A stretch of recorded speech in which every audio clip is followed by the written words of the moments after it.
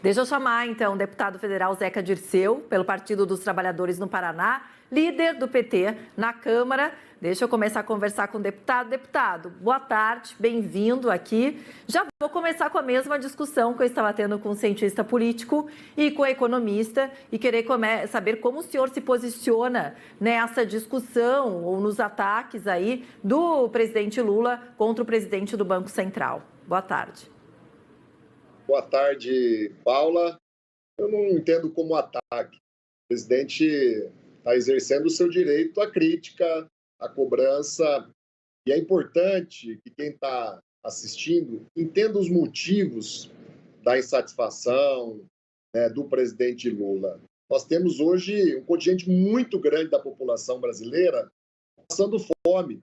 O desemprego é muito grande no país. E, além disso, quem está trabalhando está com um salário muito achatado, as pessoas estão ganhando muito pouco, e nos últimos anos a inflação, o custo de vida explodiu.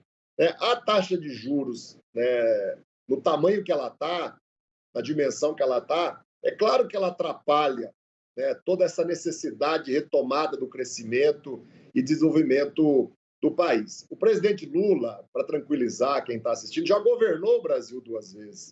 Durante 8 anos, importante lembrar isso, por mais que não havia uma lei que obrigava a dar autonomia e independência ao Banco Central, o presidente Lula, ao longo daqueles 8 anos, agiu assim. Por mais que ele tenha escolhido o presidente do Banco Central, o presidente do Banco Central teve liberdade, junto com toda a equipe, conduzir a política monetária do país. E deu certo. Foi na época do presidente Lula, quando o Banco Central, mesmo sem força de lei, já tinha autonomia e independência, que o Brasil deu certo, gerou emprego, cresceu, se desenvolveu. O que está se buscando, com essas falas, com as cobranças, com as críticas, é isso. E eu acredito muito na capacidade do presidente do Banco Central de compreender isso e qualificar, melhorar as decisões para poder atender às necessidades do povo desse país que está hoje passando dificuldade e para poder atender necessidades que são também do setor produtivo. Os pequenos e médios empresários, Paulo, os pequenos e médios empresários não aguentam mais essa taxa de juros tão elevada. Nós temos um compromisso de campanha que agora o ministro Haddad coloca para sair do papel, que é, inclusive, de renegociar dívidas. O Desenrola é um programa que vai sair do papel para que as pessoas possam voltar a produzir, a investir, e as pessoas possam voltar a viver bem. Então, eu, claro, estou ao lado do presidente Lula, mas com todas essas ressalvas, essas explicações, para que quem está preocupado ou confuso consiga entender. Deputado, já que a gente está falando sobre a questão econômica, queria puxar um pouquinho a questão da reforma tributária. Ontem a gente teve o primeiro fórum Band News com a presença do vice-presidente, discursou no início, conversou com exclusividade com a Juliana Rosa e falou novamente sobre a reforma tributária, assim como já aconteceu com o ministro da Fazenda, Fernando Haddad, com o próprio presidente Lula. Como que vocês pretendem avançar esse texto? A gente sabe que essa discussão é muito antiga, não é de agora, mas a promessa é de avançar ela. Como sendo líder do PT na Câmara, o senhor pretende avançar o quanto antes a reforma tributária, que a gente sabe que tem vários donos, mas para se fechar um consenso de um texto para a gente conseguir finalmente a aprovação?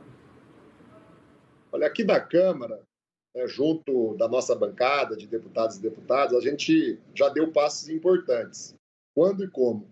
Quando, no início do ano, a gente estabeleceu com os demais partidos, com o presidente da Câmara, Arthur Lira, até com quem é da oposição, um processo de diálogo, de negociação, de entendimento, que criou uma grande unidade aqui na Câmara dos Deputados. Primeiro, para reagir aos ataques terroristas, golpistas do dia 8 de janeiro, e depois para montar uma mesa diretora e para dividir os espaços das presidências de comissão de maneira proporcional ao tamanho de cada partido. A federação que eu represento, com o PT, o PCdoB e o PV, vai voltar a ter protagonismo. Nós vamos voltar a presidir comissões de grande relevância, como é o caso da CCJ. A Maria do Rosário, que é a nossa deputada federal do Rio Grande do Sul, está lá na mesa diretora como segunda secretária. Mas isso foi feito dentro de um processo de negociação e de entendimento que envolveu todos os partidos e envolveu a eleição do presidente Arthur Lira. Então, aqui tem um ambiente de diálogo, de entendimento, de acordo. Ontem, o ministro Fernando Haddad já deu um primeiro passo também, ou mais um passo, ele tinha dado outros, mais um passo importante, quando reuniu os líderes, né, dos principais partidos, que já estão bem integrados à base de governo, outros ainda vão vir, né, para uma conversa lá no Ministério da Fazenda, onde ele já explicou alguns pontos da reforma tributária, dividiu conosco números, documentos, informações. O presidente Arthur Lira está recriando aqui um grupo de trabalho, até porque há um acúmulo sobre a reforma tributária na Câmara, há um acúmulo lá no Senado, a gente tem duas PECs tramitando. Nós estamos sugerindo ao presidente Arthur Lira que possa caber ao PT essa coordenação, vamos indicar um dos nossos deputados e deputadas, e é dessa maneira que a gente vai conseguir avançar. Agora, que precisa muito, quem está assistindo, né, Paula, também sabe, não dá mais para o Brasil continuar uma carga tributária tão pesada em cima de quem produz, de quem gera emprego, de quem gera renda, e não dá para o Brasil continuar com uma carga tributária tão pesada em cima do consumo, em cima das famílias mais pobres do nosso país. E a simplificação tributária que o ministro Haddad está insistindo, né, ela é necessária, né, para facilitar a vida de quem paga impostos, mas também para evitar a sonegação, as fraudes, e o governo poder arrecadar mais sem elevar a carga tributária do país. E com essa arrecadação maior, a gente poder avançar no social, a educação, principalmente, poder voltar a ser a grande prioridade do nosso país. Então, as tramitações e negociações para essa aprovação já começaram, já estão encaminhadas, e ontem o vice-presidente falou, inclusive, em aprovação até no primeiro semestre. O senhor acredita nesse prazo, deputado? Eu diria que só está começando, né? É um processo, é claro, complexo. Vale lembrar que há 20 anos, mais diferentes governos tentaram aprovar uma ampla reforma tributária e não conseguiram, né? Mas vai chegar um determinado momento que isso vai dar certo e eu vou trabalhar muito para que seja já agora esse ano, se possível no primeiro semestre, né? A gente tem outras experiências. Vamos usar o exemplo, viu, Paula, do Bolsa Família, né? Que é um programa hoje premiado no mundo inteiro, foi copiado até pelo governo anterior, que trocou de nome o programa, né? Para chegar ao Bolsa Família, lá no primeiro governo do presidente Lula, vários outros governos tentaram, foram para frente, para trás, até que se criou uma condição financeira, uma condição legal para o Brasil ter um grande programa de transferência de renda. Então, tem coisas que realmente demoram muito tempo. E como já passou 20 anos, eu acho que agora o tempo, a experiência dos erros do passado, das reformas tributárias que não vingaram, elas vão ajudar a gente. Essa não é uma tarefa só do governo, acho que essa é uma tarefa do parlamento também, é uma tarefa da sociedade. Está correto o presidente Geraldo Alckmin fazer toda essa articulação também para fora do governo. Eu acho que nós vamos ter sucesso, sim, nessa tarefa tão importante para tirar um peso, né, das famílias, do consumo, de quem ganha menos, e também, né, desafogar um pouco o setor produtivo do país, simplificando o pagamento de impostos e melhorando a capacidade da Receita Federal do país a cumprir a lei. Hoje tem muita gente que sonega, tem muita gente que frauda, e aí a conta acaba ficando, muitas vezes, do lado mais fraco. Agora, deputado, eu vi o senhor falando que vai tentar um diálogo até mesmo com o PL, partido de oposição, partido do ex-presidente Jair Bolsonaro. Não sei se essa tentativa de conversa com o PL já começou, mas eu queria saber qual que é a sua ideia, como tentar trazer também o PL para essas pautas ao lado do governo, para essas aprovações serem mais fáceis e mais rápidas. Olha, Paula, ontem, nessa reunião que eu estive, à tarde, né, com o ministro Fernando Haddad, ele relembrava uma coisa importante, e eu que sou da área da educação lembro bem, né? O Haddad foi ministro da Educação e, naquela época, se reunia frequentemente com os deputados que atuavam na educação. Eu já estava lá desde 2011, quando era prefeito, também acompanhava aqui as questões da educação em Brasília, né? O Haddad se reunia até com deputados e deputadas da oposição. E eu percebi ontem nele uma disposição de fazer esse diálogo com a oposição. E, como você disse, aqui na Câmara nós já estamos fazendo isso. E eu lembrei um fato que foi a formação, né, desse grande blocão, a nossa participação no mesmo bloco junto com o PL. Lembrando que o PL não é aquilo que às vezes aparece com mais destaque, né, na comunicação, né? O PL não é só um partido que tem lá 90 deputados que são bolsonaristas raiz, extremistas, que estiveram aí incentivando quebradeira, golpe, atos terroristas.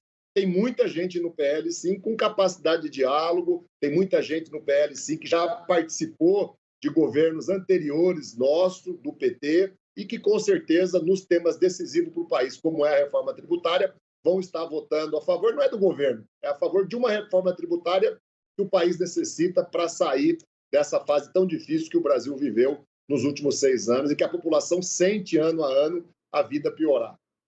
Agora, deputado, eu queria também falar sobre a reeleição de Arthur Lira. A gente sabe que o presidente Lula apoiou essa reeleição, que já se imaginava que ia acontecer mesmo, muito mais fácil do que aconteceu, por exemplo, na presidência do Senado.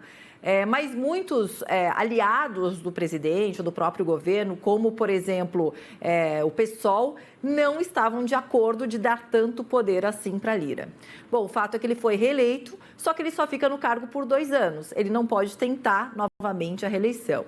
E aí, conversando com muitos cientistas políticos aqui ao longo das semanas, nos jornais, eles trazem à tona a questão de, bom, Lira não precisa mais do governo neste momento, porque ele não pode mais se reeleger daqui a 2 anos. Então, poderia ser mais independente. Já o governo continua precisando de Lira, justamente para colocar as pautas a serem votadas, toda, é claro, a articulação com o senhor que é líder do PT lá dentro, na Câmara, e dos parlamentares para aprovação. O que o senhor espera de Arthur Lira nesses próximos 2 anos e conta mesmo agora ele sendo mais independente do governo e do governo mais dependente da atuação dele? O que o Brasil precisa é que o presidente da Câmara, Arthur Lira, cada um de nós que vai ter tarefas, funções relevantes, o governo federal, de fato, deixe de lado diferenças políticas, partidárias e ideológicas e a gente se foque naquilo que é o essencial e naquilo que é o necessário. Pelo que o presidente Arthur Lira demonstrou desde a eleição até agora, pelos acordos que nós firmamos e que o governo firmou com o presidente Arthur Lira, eu acho que o país está caminhando, sim, para uma relação de muita sintonia fina do governo federal com o Congresso Nacional, e aí eu diria também do Senado, para aprovar aquilo que é necessário para melhorar a vida das pessoas. E a gente tem uma prova disso, que foi a aprovação da PEC da transição, que possibilitou aquilo que não iria acontecer, porque não foi previsto pelo governo anterior, que é o pagamento dos R$600, que as famílias já estão recebendo e que está garantido agora para esse ano, e nós vamos garantir de forma definitiva, de fato, as famílias que precisam e necessitam. E a PEC da transição, ela liberou recursos para uma série de outros investimentos. Eu acabei de vir agora, Paulo, de uma audiência com o ministro dos Transportes, Renan Filho. Ele passou um panorama ali de vários estados, onde várias obras estruturantes de rodovias, por exemplo, duplicações, contorno, pontes, túneis, já começam a ser retomadas agora, em fevereiro. O ministro já vai viajar com o presidente Lula à Bahia, vão viajar ao Sergipe para dar ordem de serviço de novas obras que não estavam previstas no orçamento que foi proposto pelo governo anterior, mas que a PEC da transição, onde o Lira teve papel decisivo apoiando, deu as condições que o governo precisa para governar. Então, eu acredito que é uma continuidade de uma relação que foi estabelecida após as eleições, que tem como prioridade o Brasil, as necessidades do nosso povo e da nossa gente, e que vai, sim, prosperar. É fácil? É uma tarefa simples, conversar com quem é diferente da gente? Não é. Se a gente abrir mão disso, o país perde muito. Eu, como líder da bancada do PT, da nossa federação com o PV e o PCdoB, eu vou me dedicar muito para auxiliar o líder do governo, José Guimarães, auxiliar o ministro das Relações Políticas, Alexandre Padilha, e o presidente Lula a ter o maior entrosamento, o maior diálogo e o maior entendimento aqui com o presidente Arthur Lira.